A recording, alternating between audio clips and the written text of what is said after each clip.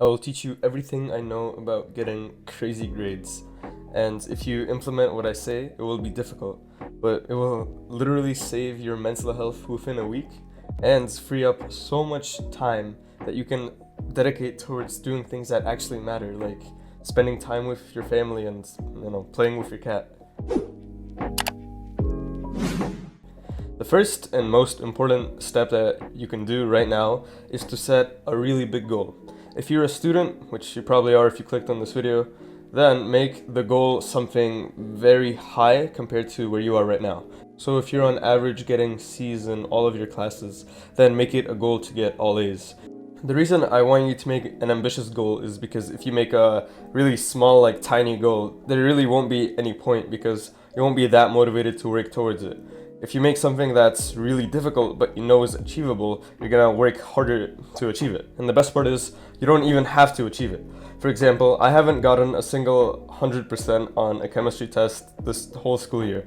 And the past trimester, I made it, my goal to get 100. And we had 3 tests, and guess what I got on all 3 of them? 99. I'm not joking, I'll literally show you a screenshot. It's so sad. I got a 99 on all of them. And I didn't reach my goal. But I can guarantee you that I had the highest grade in my class that trimester. So even if you don't achieve your goal, simply setting an ambitious goal and working towards it, even if you fall short, it will already bring you so much farther than people that set like a small goal and achieved it. So, first lesson, pain is a compass.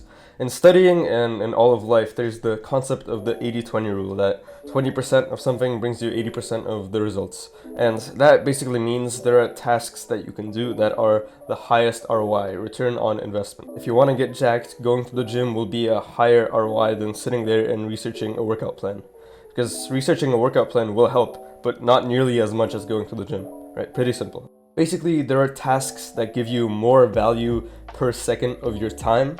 And if you find these tasks and just do them, then you go much further and much faster than someone that simply does more shallow tasks. I can't exactly tell you what these tasks are for you because I'm not you and I don't know what your goals are, but I can teach you how to discover them. And basically, the tasks that are the highest ROI are the most painful. To get the highest value per second of your time, you have to trade in discomfort and pain. And the core concept is pain is a compass. You already know what you have to do. If you have a presentation tomorrow that's like worth half your grade, you're probably really scared. But you know exactly what you need to do to be less scared. You need to load up the Google slide or PowerPoint, stand up, pretend there's a class there, and just speak, just practice. No other task will make you do better on the presentation than that one.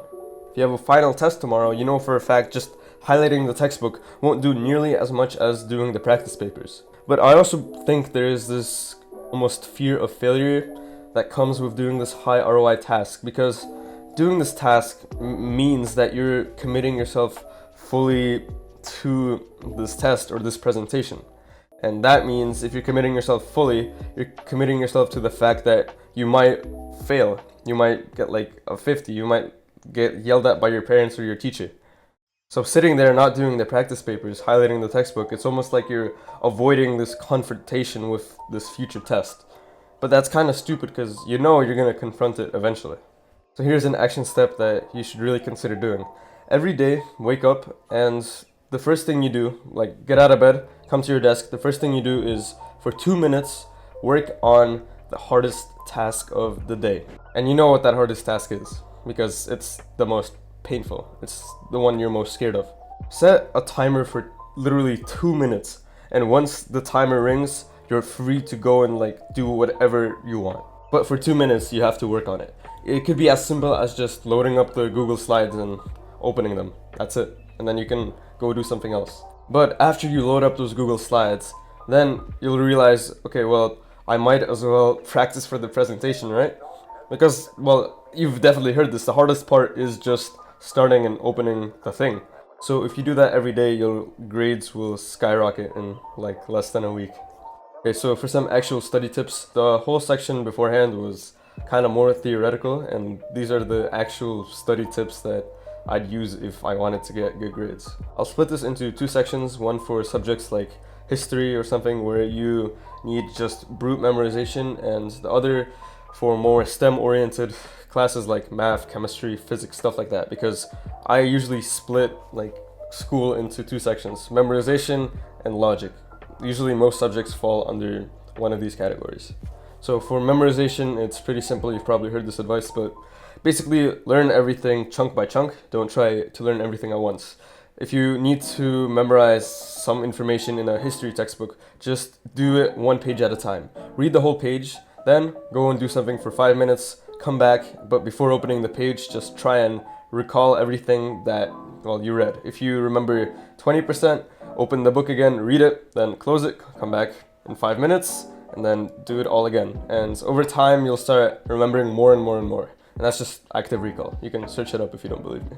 Also, make sure to get a lot of sleep the night that you do this, because sleep is the way that memories are transferred from like your non-permanent memory bank to your more or less permanent memory bank. So yeah, sleep is very good for you. Alright, STEM. So there are some subjects where just memorizing the formulas does not guarantee you like a good grade at all. That's why people always complain about curveball questions on math tests and chemistry tests, because, well, they're called curveballs for a reason. They weren't in the textbook. You didn't memorize how to solve them. And that's what differentiates, at least for teachers, students who just memorize the textbooks from students that actually understand the information. Because if you understand the information, well, a curveball question should just be the same as any other question. You'd use the same process. You wouldn't have to memorize anything, because, well, if you understand the information logically, then you can logically answer every single question. So that's my biggest tip. Just in everything you do, try and understand why things are the way they are. And that's the good thing about these STEM fields. Usually it's how the world works, and usually the world works in a logical way. So most of the formulas, most of the theories, you can just understand in your minds, and you won't have to spend time actually memorizing them. When I actually tried to understand the subject instead of passing the test, something funny happened.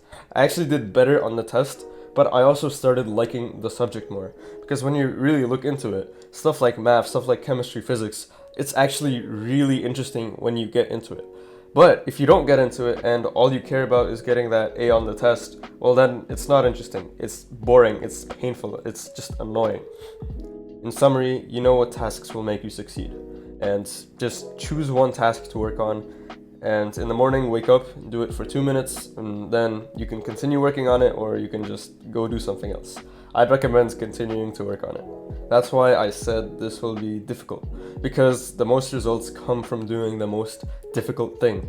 But really imagine that feeling of waking up and then an hour later, it's like 8 a.m, then you already did the hardest task of the day. Then you have the whole day free to do whatever else you want. And compare that to the guy that wakes up late, then like procrastinates the whole day, and then it's 8 p.m, 9 p.m, he still has that hard task to do.